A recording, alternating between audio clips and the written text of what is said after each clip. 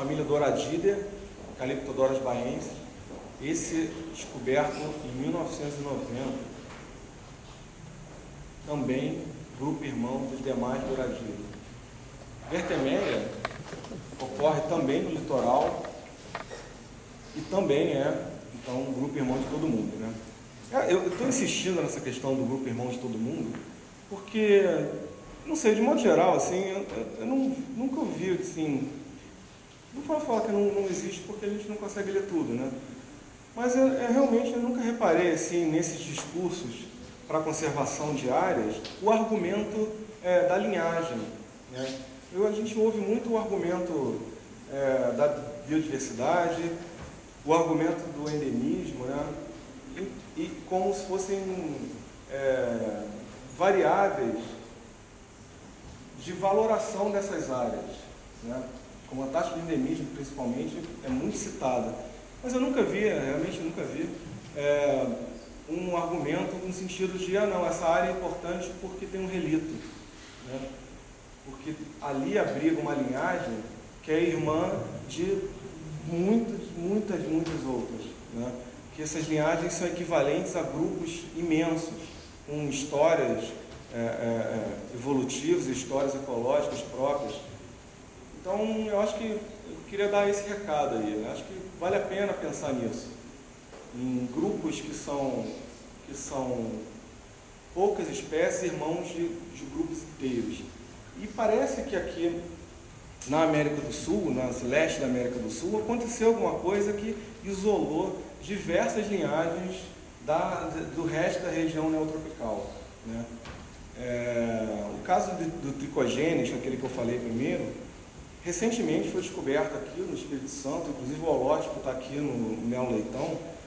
Talvez seja uma das grandes descobertas aí do século XX até agora, pelo menos, que é justamente uma outra espécie de um relito que a gente só sabia que existia para uma cachoeira. Então essas coisas eu acho que são bem importantes, eu acho que isso vale a pena a gente pensar um pouco sobre isso, sabe? De determinadas áreas, elas merecem ser conserváveis por abrigar esses relitos, essas espécies que equivalem a grandes grupos. Então, seguindo aí, né, a família Alkenipteridae, são 94 espécies na época do Nelson 2006, né? Professora, por favor, não olha para mim assim. Ela é especialista em Alkenipteridae, então certamente esse número deve estar desatualizado, né? Eu sei pelo menos de mais uma espécie que foi descrita até então. O pessoal chama de cumbaca esse bicho aí, né? Esse cumbaca é um nome indígena, então já é conhecido há bastante tempo. Seguindo aí a família Pimelodidae, Xenacnerinium do oceano. Esse bicho aí é aqueles bagres, grandes bagres que causam problemas nas obras, né? Eles fazem migração grande, assim, são prejudicados efetivamente pelas hidrelétricas. Eu participei de um trabalho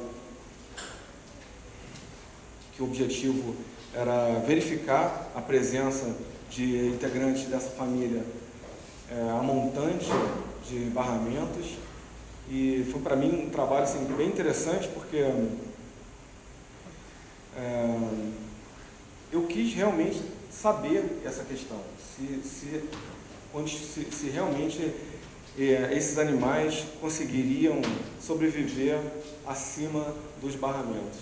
E foi muito triste, né? Quer dizer, é informação, né? Mas é uma tristeza também ver que na região que eu estudei não tem mais esse bicho. E foi interessante porque eu gosto muito de conversar com as pessoas, né? Eu gosto, quando eu vou para um lugar, ainda mais que eu não conheço, eu gosto de conversar com as pessoas da região, pescador principalmente, eu acho muito interessante. E aí então eu fui comprar um material que eu precisava para coleta, um plástico, assim, umas corguinhas e tal. E aí eu entrei na loja, né? E aí eu sempre pergunto, né? E aí, não sei o que, parará, como é que tá, não sei o que. E o moço, o dono da loja, estava atendendo então uma outra pessoa, e eu fiquei olhando, né? Curioso como é que a gente né? Fiquei curioso, olhando assim as coisas, e de repente eu vi um painel de foto, né?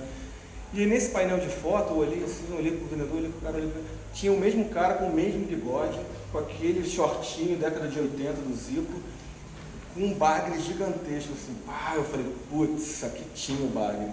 E aí eu conversei com ele, E falei, não sei o que, não pega mais não. E tal. E conversa com as pessoas, não, quando eu cheguei aqui tinha, agora não tem mais. Então, realmente, eu acho que esses animais da família Pimelodita, esses grandes bagres, além de eles não conseguirem passar por essas barragens, eles não conseguem o resto que fica, né, o restante, né, dos indivíduos que ficaria preso a montante do empreendimento. Eu também acho que não tem, que não consegue manter a população. Bom, aí agora vamos para os peixes elétricos, a família Gymnotida, a ordem Gymnotiformes. Essa ordem é toda neotropical, só tem aqui na América do Sul. São todos elétricos. O único que causa problema é o poraquê, aquele anguia elétrica mesmo, né? Um bicho que é como se fosse o Godzilla da família, né? Ele pode atingir 2 metros de comprimento e dar um choque de 600 volts, né? É um bicho realmente muito temido assim, na região amazônica, mas todos os outros representantes da família, ou da ordem, não são problemáticos, assim, não dão descargas que nós possamos sentir. Eles usam isso, na verdade, como se fosse um radar, né? Como se fosse na verdade, é um campo eletromagnético que fica em volta desse corpo. Eles adquirem essa forma alongada, né? E é parecido com aquele herói demolidor, não sei se vocês conhecem de quadrinhos assim, o Homem Sem Medo, né? Ele é cego e tem um radar assim, em volta dele. E a ideia dos Gymnotiformes é justamente essa, né? Usar esse campo elétrico para identificar a presença de outros animais. Há estudos no INPA, né? O professor Alves Gomes, que ele acha que essas descargas elétricas podem ser, inclusive, serem usadas pelos indivíduos para saber se é macho ou fêmea, ou seja, troca de informação. Isso é muito interessante, né?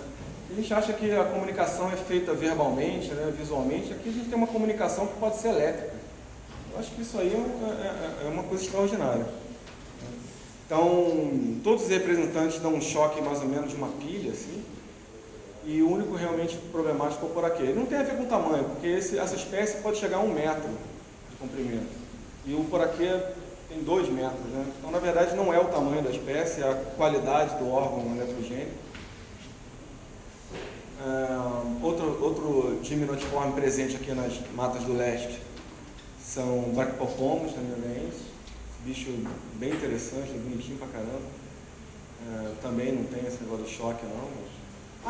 Então, essa coisa de eles usarem, principalmente o gimnótico, e outra família que não tem aqui, que não tem na região, a Ptenodontida, são predadores mesmo, não são bichos que ficam passivos, assim. Ágeis, nadam em ré e tal. Enfim, usam esse campo para caçar de verdade, né? E aqui outro bicho daqueles que merece uma revisão taxonômica, Engmania virensis. Diversas formas ocorrem no Brasil, as pessoas não sabem identificar direito, colocam tudo como Engmania virensis. Tem gente que já chama Engmania SP porque já assume que não sabe mesmo. Então aqui realmente é uma forma que precisa de estudo. Reparem que várias fotos eu tirei desse Wikipeixe. Eu recomendo que quem gosta de peixe assim, esse site aqui, ele foi construído por uns alunos do MUSUSP. Ele é bem interessante, várias fotos lindas assim. Para quem tem curiosidade, eu recomendo. Eu gostaria até de fazer essa propaganda aí do pessoal, porque eu gosto dessas atitudes assim, vindas principalmente das universidades. Assim. Bom, essa é a família Rivulida, né, a família dos peixes anuais, aqui uma Notolebias mínimos, bicho pequenininho mesmo, né, que é cascalho de aquário, imagina. São os peixes anuais, muitos deles são ameaçados de extinção, justamente por essa característica deles habitarem poças temporárias. Isso quer dizer o seguinte, aquela população, ela fica naquela poça temporária, vai secar essa poça temporária durante o verão, no inverno ela vai voltar a encher e os peixes vão nascer.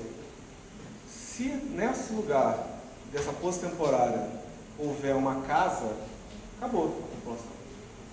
No momento que foi feita a casa, acabou. Eu presenciei isso, trabalhei com o professor Wilson Costa há algum tempo,